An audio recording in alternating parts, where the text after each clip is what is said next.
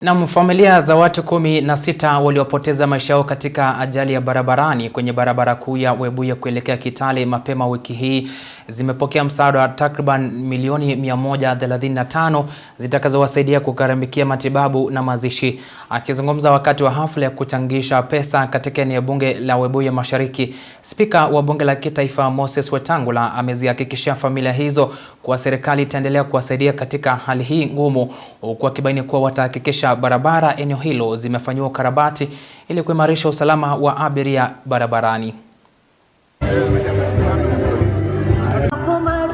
Asante sana.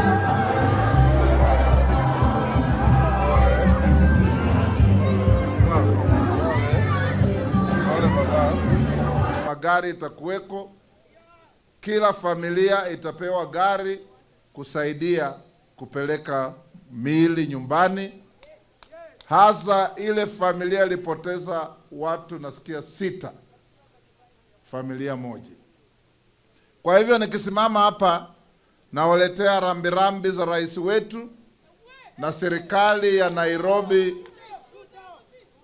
kuwaambia ya kwamba yale tuliyoyapata hapa ni majonzi ya Wakenya wote.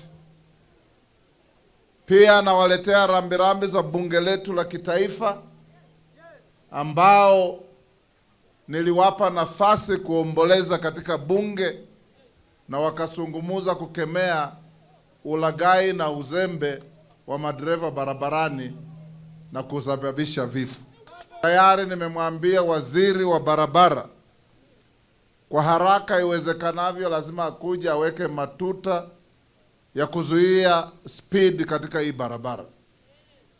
Sasa hawa viongozi gavana kufuatilia ili waweke bumps kutoka kule Kamkuywa, kwa sababu pale daraja ya Kamkuywa pia tumepoteza maisha ya watu wengi sana. Magari yanayotoka Uganda, Rwanda, Burundi, Kongo ikikujia Ruahaha, ikifika Chwele iende Kandui join barabara ya kwenda Nairobi, badala ya kujia kwa barabara ndogo na kuumiza watu wetu.